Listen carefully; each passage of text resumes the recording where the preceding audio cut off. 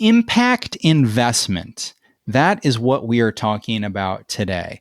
That is the act of taking an underinvested, perhaps underappreciated commercial property and turning it into a vibrant community destination. Now, my guests today have a growing portfolio of retail places that they are transforming. Places like Orange Park Mall in Jacksonville and Stony Point Fashion Park in Richmond, Virginia. So today I am talking with managing partners and co-founders of Second Horizon Capital, Howard Levine and Camilo Varela.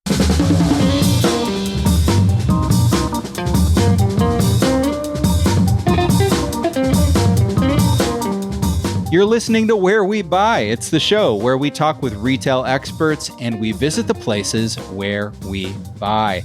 My name is James Cook. I research retail and real estate for JLL. Welcome, Howard and Camilo.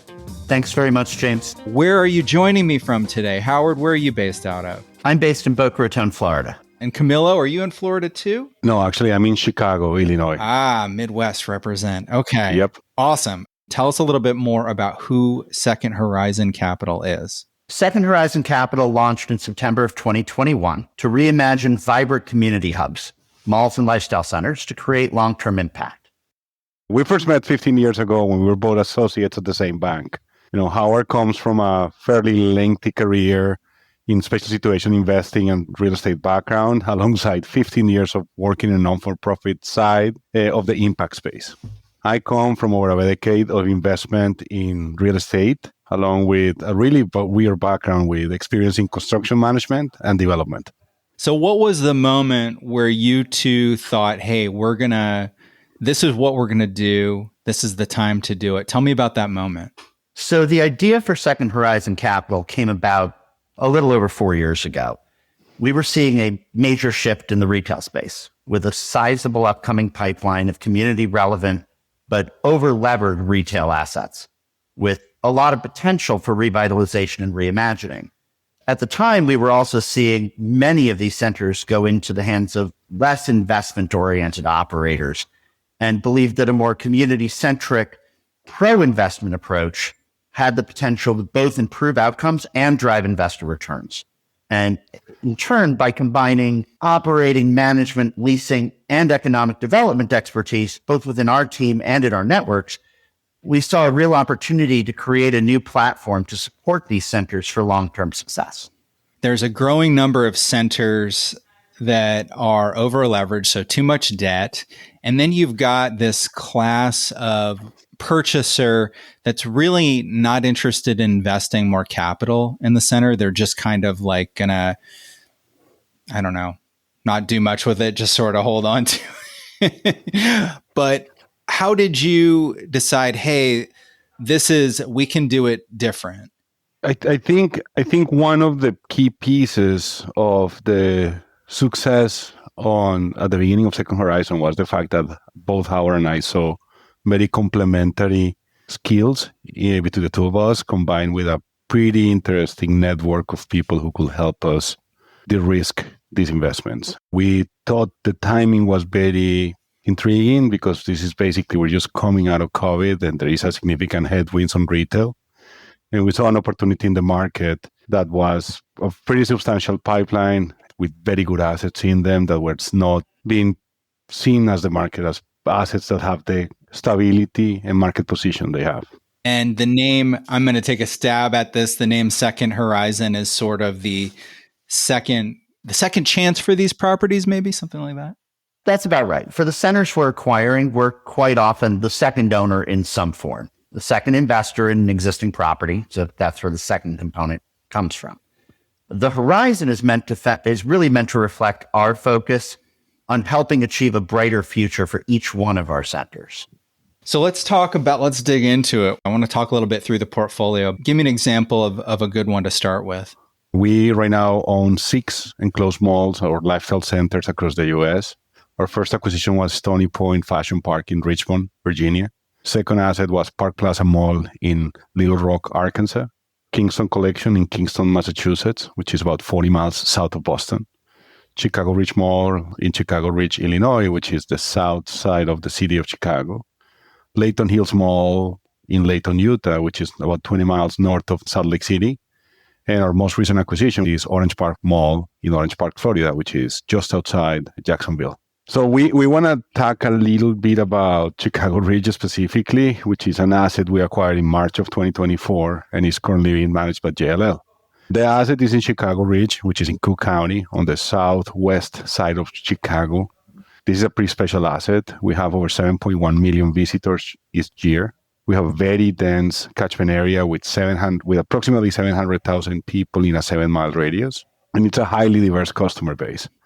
So with Chicago Ridge, and I'm pulling it up on your website so I can be seeing it as we're talking about. Oh, look at that. You got a great aerial drone shots on your website. I love it. So, I've been here before. Yes, I know this mall. So this is still a active operating popular mall in the area. What's the plan when you acquire a mall like Chicago Ridge? What are the next steps? So let us tell you a little bit about what we have done here and the results of the work we've been able to do at Chicago Ridge. I mean, the first thing we did was expanding and enhancing the center on-site team. These resources go to grow community engagement and the foundation of the mall in its community. Just to give you some numbers, we've developed and hosted over 70 locally focused events with over 20 community partners. We have the farmers market now on site on Saturdays. We did Dia de los Muertos and we did a holiday posada as well. We're also driving sustainability enhancements. What that means is that Chicago Ridge Mall is now an IREM certified sustainable property. And we've deployed efficiency upgrades across the center that have helped us achieve a substantial reduction in energy usage. And this is just on our first year of ownership. When you acquired it, was there a lot of vacancy? Did you have a lot of spaces to fill? So one of the things about Chicago Ridge Mall, it was, at the time of our acquisition, it was an incredibly well-occupied center, and it still is today. But it had gone through a window of being in a state where it was not able to be refinanced. And as a result, you reached a point where the center was in need of additional investment to catch the center back up to a new operating standard, and really a spot where we saw an opportunity to bring new investment so that we could help elevate the center and truly engage the center as a community hub for the Chicago Ridge area. I think it's important to talk about what kind of investments we've done in the center infrastructure and the common areas. I think, first of all, we resume core capital investments on site. What that translates into is restarting investing in maintenance and replacements of the standard components like the roof, the parking, and all the HVAC systems, the plumbing and air conditioning, heating, and so on and so forth. We've also did significant investments in the infrastructure of the asset in the form of wayfinding, signage, improved lighting control system. We've put a new play area, and we're coming in with a new holiday set. So it feels that the amenities on site are new and match the needs of our community. Alongside this investment, we've been working to bring new tenants to the center. That includes national, regional, and local operators. We've been working with existing brands on upgrading their spaces and elevating their offerings. And then we've been planning for the future of Chicago Ridge with our acquisition of the center's former Sears box, which we're today in the early stages of reimagining to further support our existing retail and community offerings. Gotcha. So you're thinking about possibly redeveloping that former Sears? We're looking at taking taking the existing Sears box, which was formerly owned by Transformco, and reimagining that space still with a retail lens, but with something that transforms an anchor box into something that is really more frontward facing for the center and creating a new sense of entry for the mall. Oh, I love it. Here we have the very good opportunity to change the entrance of the mall. And I know you're in early stages, but what does that process look like? I know you're community focused, so is there a lot of community engagement that goes into that? We've had quite a few ongoing conversations with stakeholders for the center, facing our tenants, facing our shoppers, facing our municipal stakeholders to work through the steps of what this Transformco site can ultimately become. so that it strengthens and complements what we have already at Chicago Ridge Mall. We have a great center, and this allows us to elevate it even further. That's great. Can we talk about Stony Point? That's such a neat center, and you've got a good story around that one. So Stony Point was our first acquisition. We acquired it in 2022. This was a center that we acquired out of receivership. It'd been in receivership for a few years, actually wound up going into receivership shortly before the pandemic. And as a result, we found was a lot of opportunity for reinvesting. The center is a beautiful center. It was incredibly well developed. It has fantastic infrastructure. It is an outdoor center. As an economist by training, it's a hard thing to say this, to necessarily say this, but it has a remarkable sense of place. Mm-hmm. It really is something that doesn't necessarily feel like a typical enclosed regional shopping mall. Since our acquisition, we've been focused on activating our common spaces and significantly amplifying our community engagement, bringing in music series, adding in art festivals, adding in opportunities for people to really maintain Stony Point as a community center. In addition to that, we've been going through the longer steps of how do we transform this site in a way that's still relevant to its community and manages for local needs. This process is, of course, pretty long. None of these kind of larger steps happen quickly, but it's been a remarkably exciting project. We've been able to bring some incredible local and regional tenants to the center. Southern Kitchen, which opened up which is a local institution, opened up at our center. They just passed their first anniversary with us. We've been really thrilled with their success and have been adding more, especially in food and beverage, and especially in experiential or entertainment style offerings to complement some of the national retailers that we have on site. Yeah, it's interesting. Stony Point, it's not like, a lot of these malls that have a very, they might feel a little cookie cutter. This really feels unique, and it's beautiful. I'm looking at videos of it as we're talking. I mean, I can tell you that from a bones perspective, this asset is very special. This is a relatively modernly developed asset. It was developed in the early 2000s. Clearly, a lot of care and design went into it.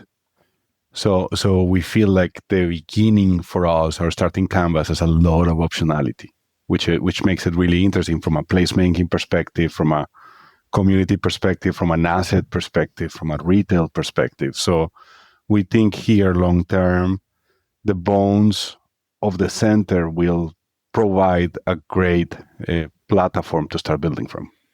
You talked about food and beverage. We've also talked about, community events that drive engagement. Of that, is there, what's most important for your point of view into generating that traffic? So there's a couple places to kind of bring this question. One is how does our community engagement work?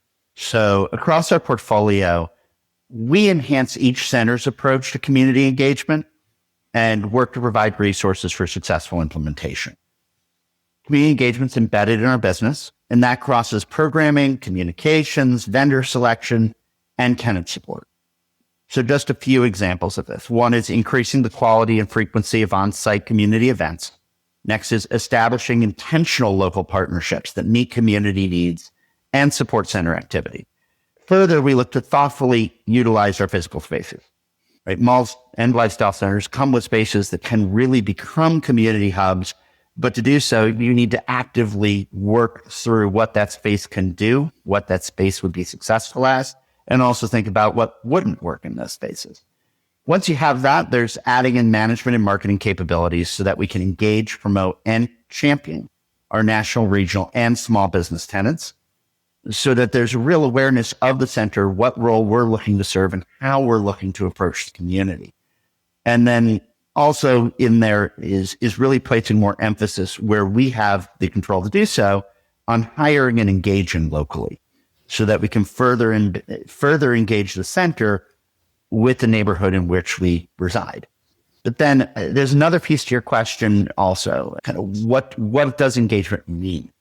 Our engagement efforts are focused on driving local impact and enhancing community outcomes.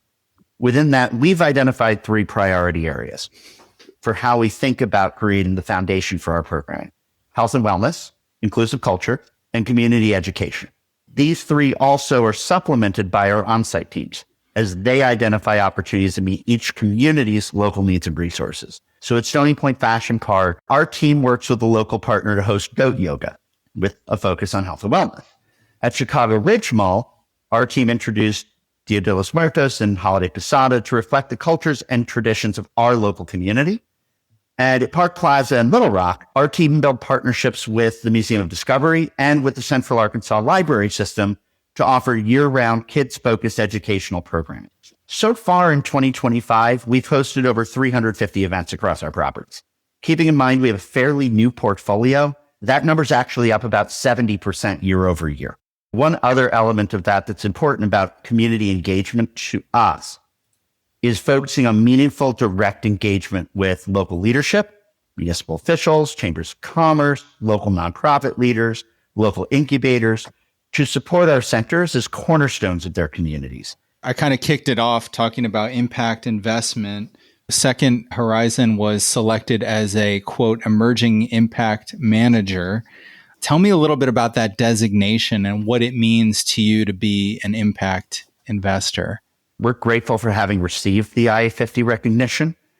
Being an impact investor means that we're focused on multiple stakeholders, applying a double bottom line approach.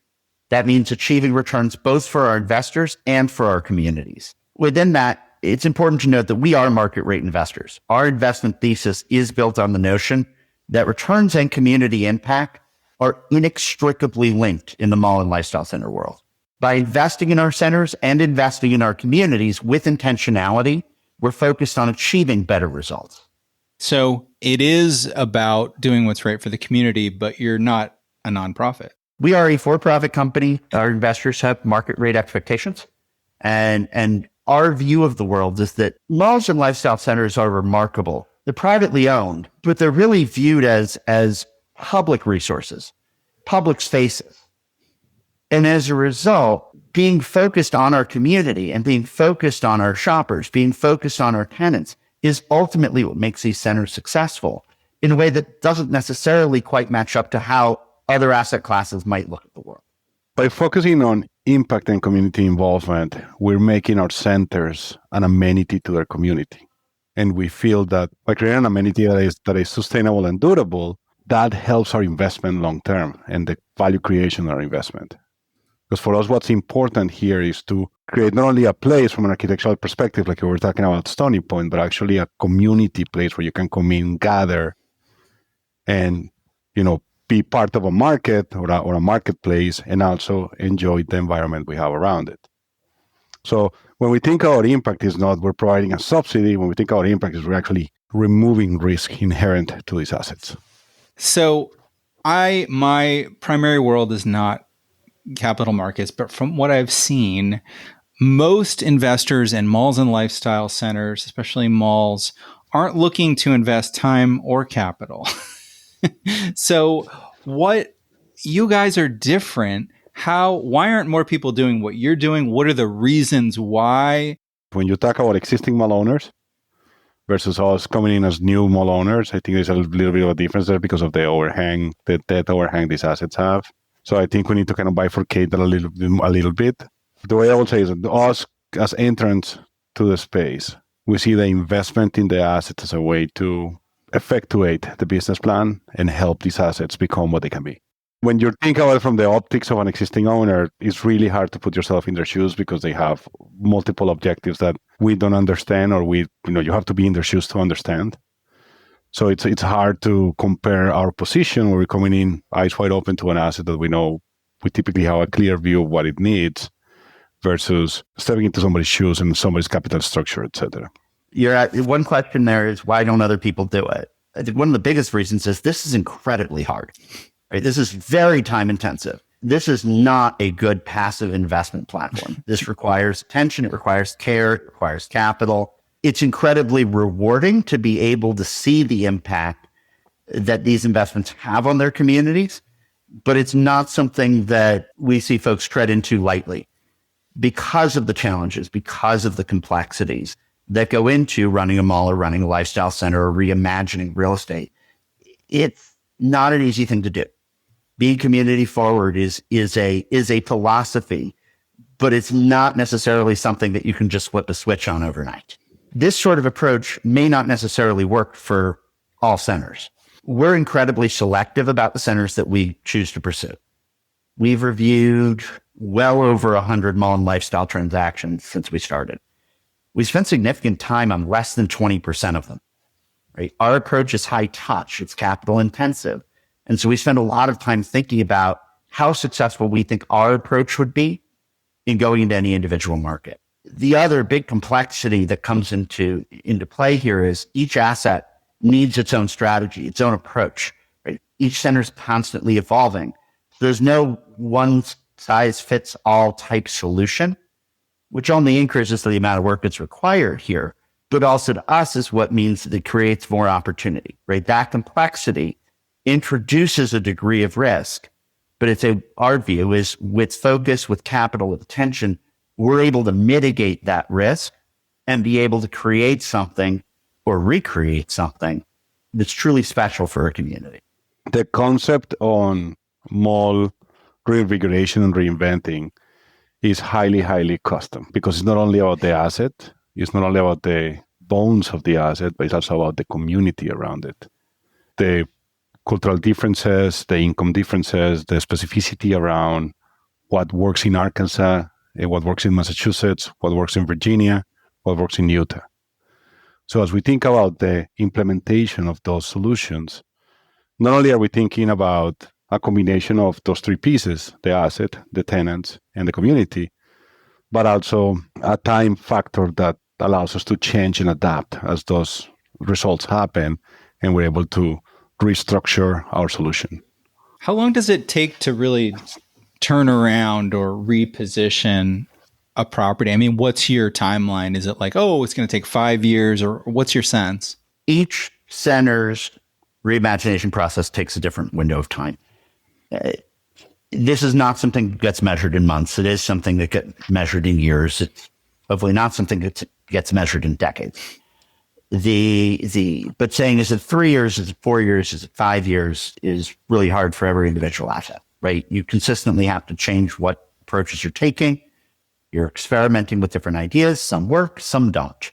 But you can start seeing some of the changes within a few months of ownership, in our experience, where as you're starting to take the step to clean up deferred maintenance issues, to step in and make early investments in community engagement, to start improving the efficiency of the property, you start to see shifts in how tenants and customers look at the center, how they think about what's coming next.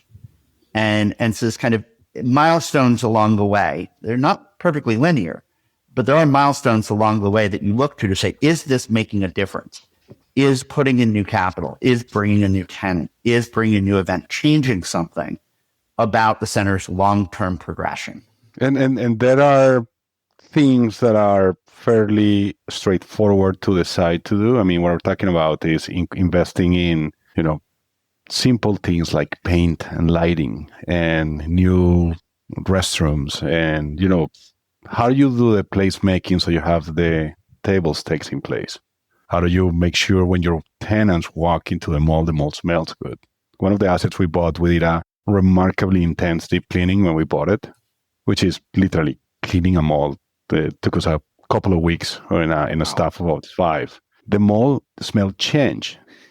And it wasn't noticed just by all our tenants, but we got stopped by all the clients asking us what we did, because all of a sudden the mall was much more comfortable to walk around. And it's not only that, it's like, when you walk around a mall and you see a bunch of broken tiles, how do you fix those and how do you step into a property and feel comfortable being there with your family, with your significant other, with your friends? How do you create that environment? What's the most effective or most popular event that you all have done so far? I think Halloween always wins. Yeah. It's such a good event. I mean, tenants love it. Customers clearly love it. There's nothing more fun than walk around a mall and run into an octopus and a chicken and a monster. That is, and again, we're very family forward, so we like to have families. And, I've been bumped by Mario, who's tiny little 1-year-old, trying to get coins out of me. But these events are really good. And then family events around the holidays are always phenomenal. Touch trucks are always fun. See a bunch of kids and families running around getting into fire trucks and police cars. Good, simple, plain fun. So Second Horizon has, am I right, 6 properties currently? What are you in growth mode? Are you looking to acquire more? We are in growth mode. We're really excited to continue expanding our portfolio. We see a lot of opportunity ahead of us to identify specific centers that are really a fit with the Second Horizon Capital philosophy. It's not that we're looking to go buy pools of malls. It's not that we're looking to buy whole portfolios, but it's really a spot where we're looking for specific centers where we can make our community forward investment and help the center become more durable. This is to quote a silly movie. It's like we need to find centers that we complete them and they complete us. That's great. It has to be cinematically inept, so I'm not sure what movie that's from. You complete me. Is that from Jerry Maguire? Jerry Maguire. Okay. So when we take on a challenge, when we buy a new acquisition, we need to find the fit. When we're looking at assets, we look at 3 primary drivers: demographics, center positioning, and community structure. We're looking for markets that are durable with steady long-term growth. We're looking for centers where we have strong land positioning to keep our centers durable. We're looking for communities that are aware of the need for investment in the center, but also where they haven't yet moved beyond the mall. They want the center to succeed and be a central part of the community for years to come, and understand that that's going to require attention and community engagement and support. So you don't want to be acquiring some dead mall that you've got to resurrect. You want something that's still got vibrancy to it. We can look at centers where a redevelopment is the nearer term solution.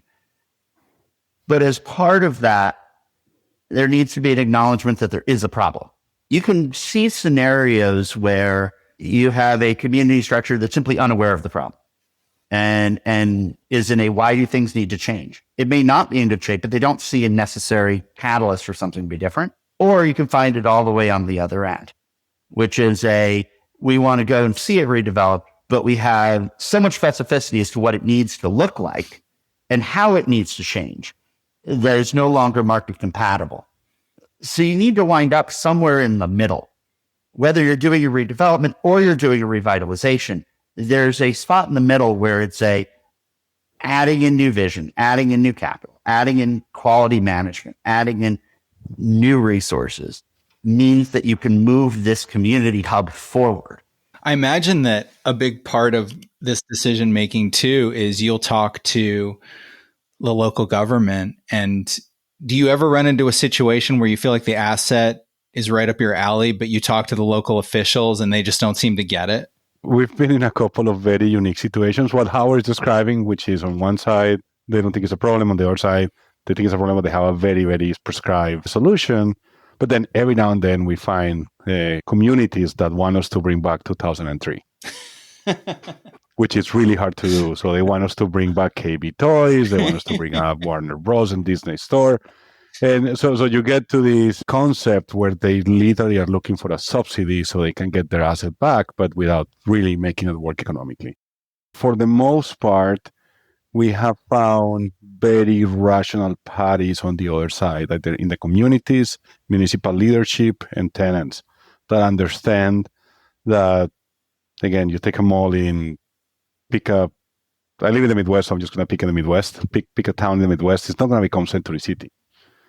That mall is going to become what that mall can be. And if we have alignment of views and we're all shoulder to shoulder, there is something to do.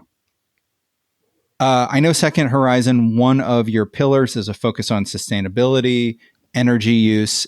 How does that translate into the practicality of these shopping centers?